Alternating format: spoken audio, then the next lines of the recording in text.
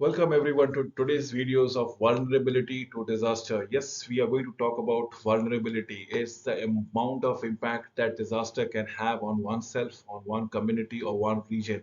The mere fact that it takes times to rebuild, the mere fact that it takes time to come back to normalcy, the bigger the time, the more the vulnerable the community, the individual is all about it, the society. The shorter the time, the less vulnerable the individual, society or the community is all about.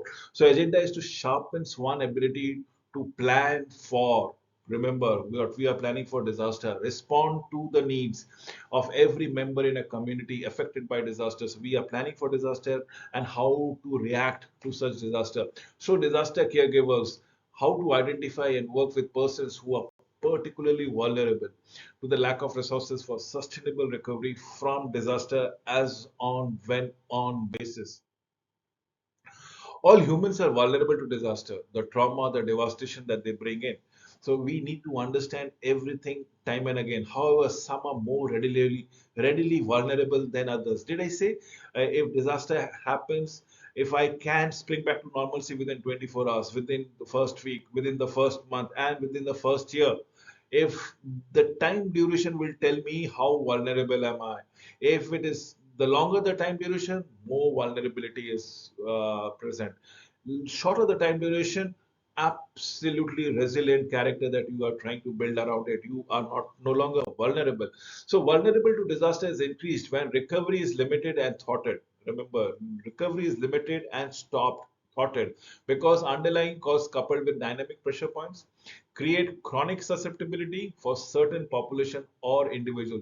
If you cannot spring back to normalcy, you are much more vulnerable. So your recovery is limited, your recovery is thwarted or stopped. Springing back to normalcy is the sign of resilience and not of vulnerability. So let me allow you to discuss what are the vulnerability to disaster is all about it. So we have the underlying causes.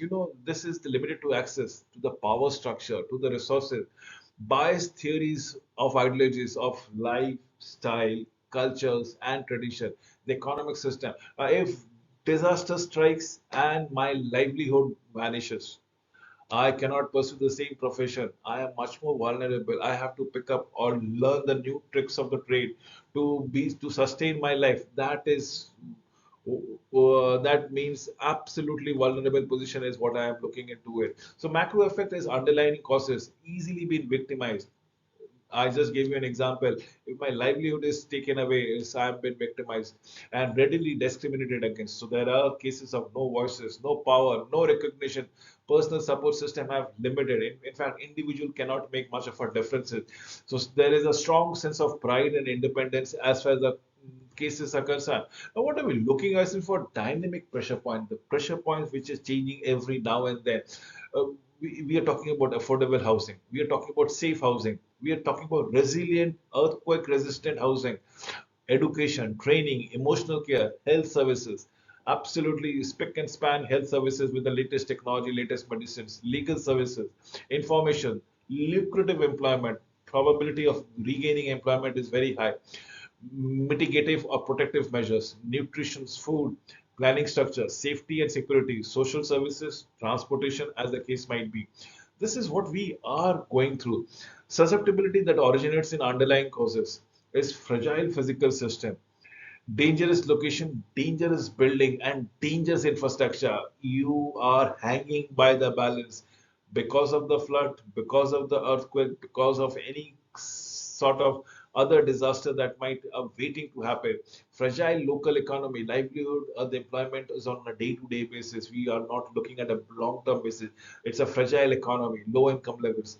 Vulnerable society hazard or resources gap placed on a specific group, specific neighborhood, lack of local institution, lack of community building, lack of communications. That is what is happening.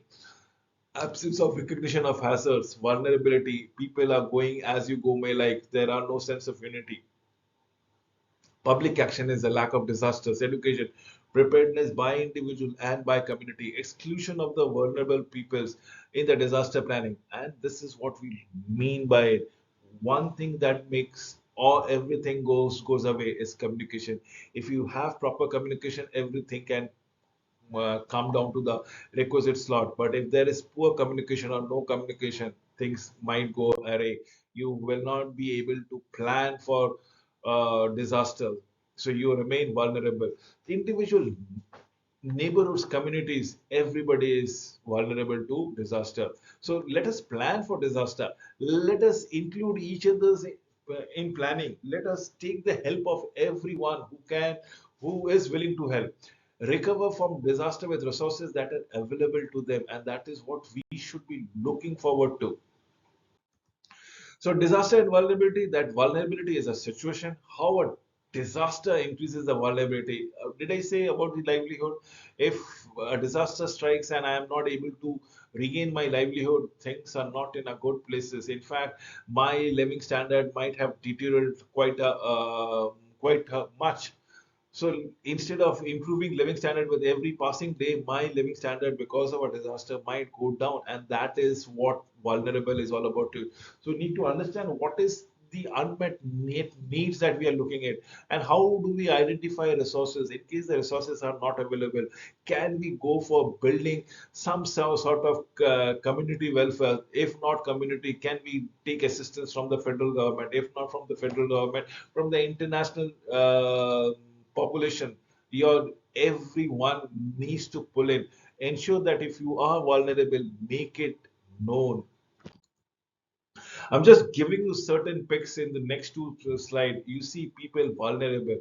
People and vulnerability is just a situation. Look what they might be having. They might have the rich people. Probably they have the vehicle, automobile standing, but their house is missing.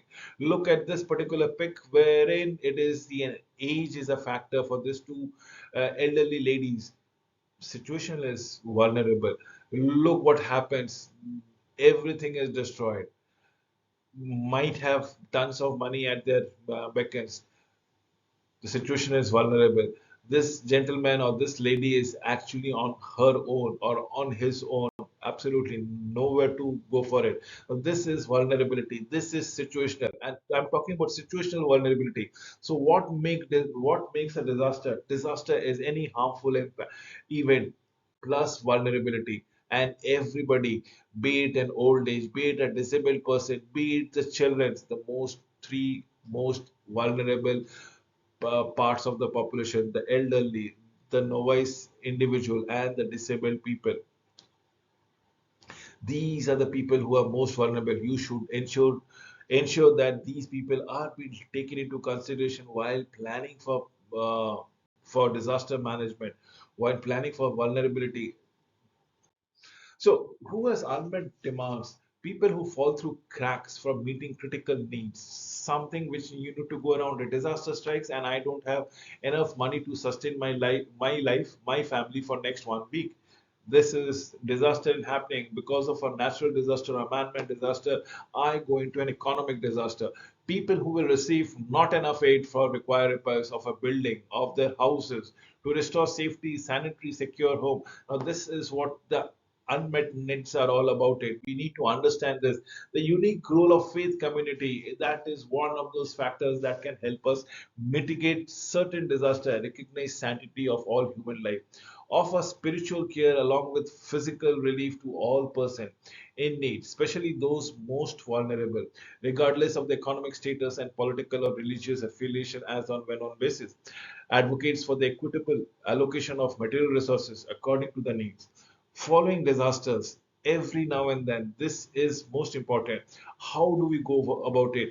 Can we have certain non-profitable organizations, certain community building measures, certain non-governmental organization in terms of spiritual community, in terms of physical community, in terms of religious community, in terms of faith community, wherein we can look for resource mobilization and probably equitable distribution of resources to the vulnerable people altogether.